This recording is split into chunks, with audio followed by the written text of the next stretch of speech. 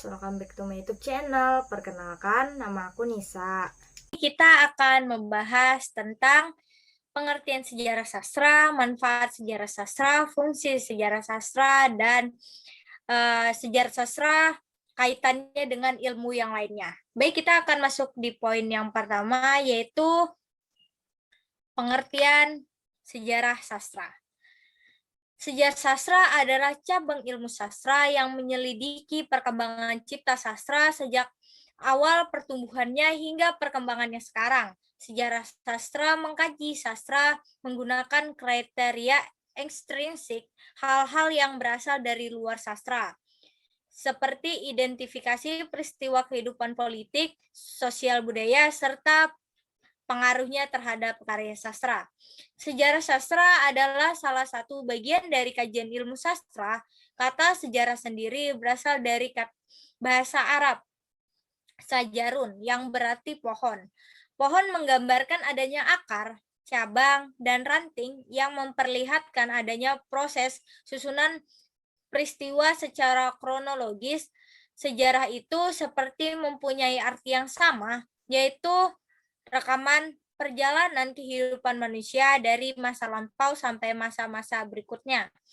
Karya sastra adalah salah satu bagian dari aset budaya suatu bangsa. Bangsa yang berbudaya adalah bangsa yang tidak hanya memiliki hasil karya sastra bangsanya, tetapi juga menghargai dan memberikan apresiasi terhadap karya sastra sebagai hasil karya bangsanya itu. Sejarah sastra Indonesia adalah bagian dari kajian ilmu sastra yang mempelajari kesusastraan Indonesia, mulai munculnya kesusastraan Indonesia sampai masa-masa selanjutnya dengan segala persoalan yang melingkupinya. Selanjutnya, kita akan membahas tentang manfaat dari sejarah sastra. Manfaatnya yaitu mempelajari sejarah sastra berarti kita memperoleh gambaran atau perjalanan sastra sebagai bagian dari kebudayaan suatu bangsa.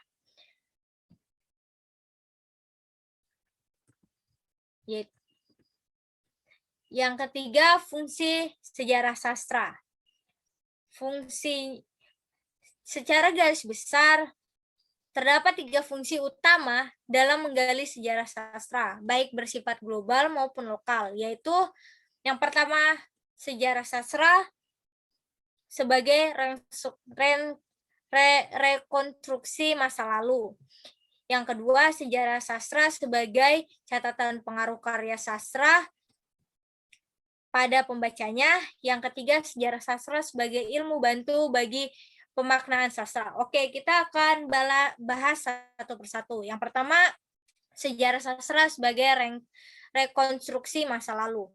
Sejarah sastra di satu sisi berfungsi menetapkan kembali rekonstruksi suatu karya sastra pada eksistensinya yang didasarkan pada latar belakang yang meliputi proses terciptanya karya sastra yang bersangkutan.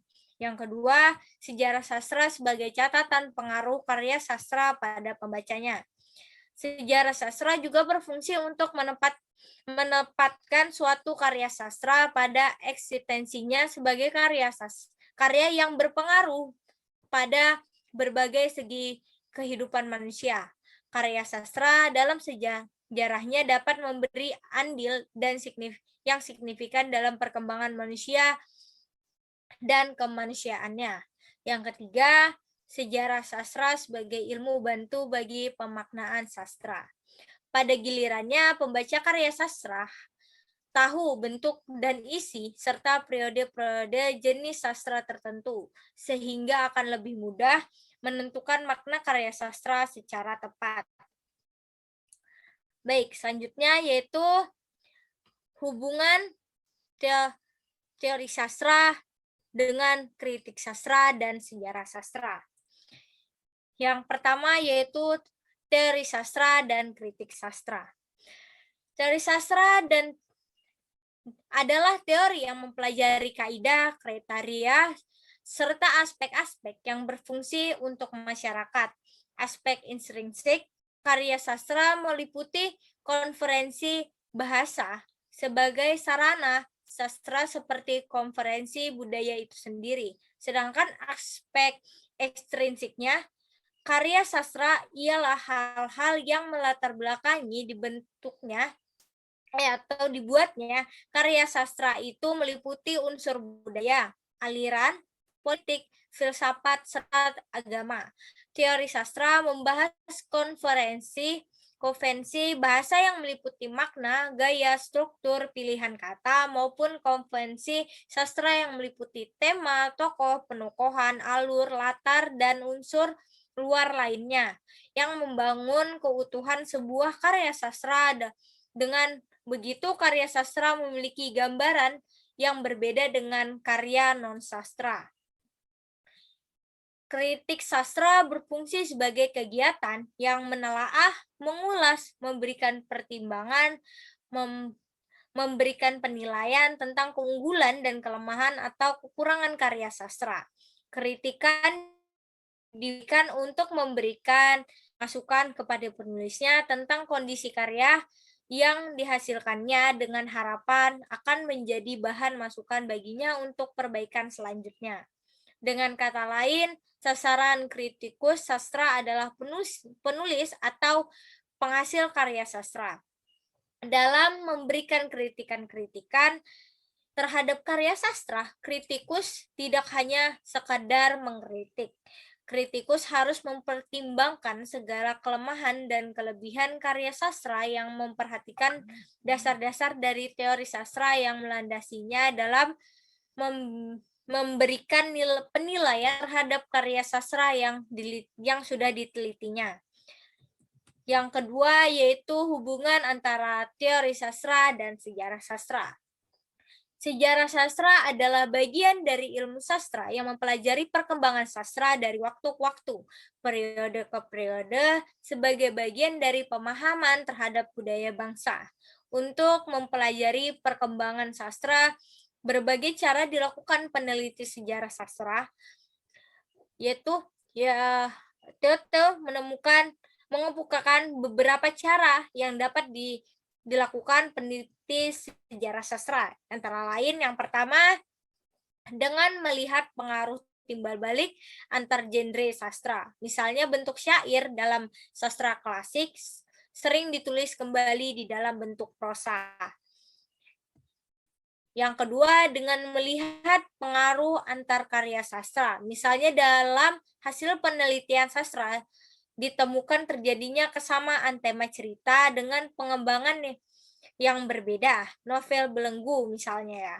Memperlihatkan transformasi ide terhadap keinginan wanita untuk maju yang terungkap di dalam novel layar terkembang pada waktu sebelumnya.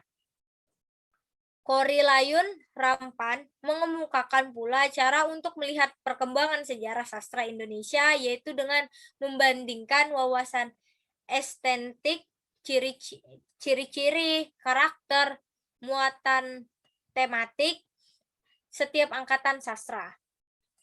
Dalam mempelajari hal tersebut, akan dapat diketahui perkembangan angkatan karya sastra dari waktu ke waktu, dari periode ke periode. Dari uraian tersebut, jelas diketahui bahwa diperlukan teori sastra untuk menentukan perkembangan sejarah sastra. Untuk menentukan pengaruh timbal balik antar genre sastra, perkembangan tematik, ciri-ciri, karakter karya sastra, diperlukan teori sastra dalam pengkajiannya. Sebaliknya, secara empiris, perkembangan karya sastra memberikan sumbangan pula terhadap perkembangan teori sastra.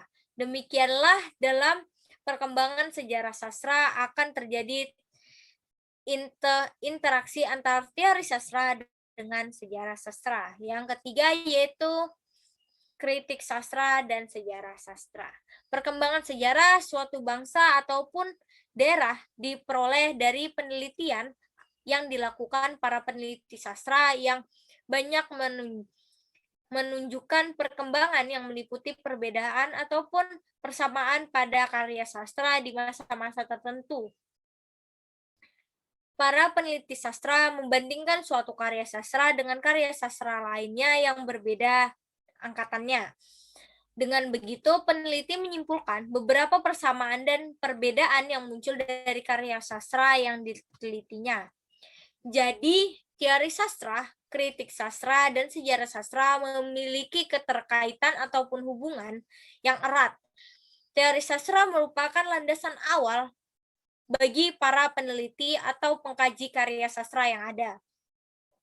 Di samping itu, sejarah sastra sudah berkembang dan akan diuji oleh para pengkaji dengan memperhatikan teori sastra yang merupakan landasannya. Kritik sastra juga digunakan oleh para peneliti untuk menelaah, mengulas, dan memberikan penilaian terhadap karya sastra yang dapat menghasilkan persamaan dan perbedaan terhadap karya sastra yang satu dengan karya sastra yang lainnya. Sekian dari saya. Terima kasih sudah menonton video ini sampai habis. Jangan lupa like, komen, dan subscribe. Perbanyak ilmu, maka kamu akan beruntung.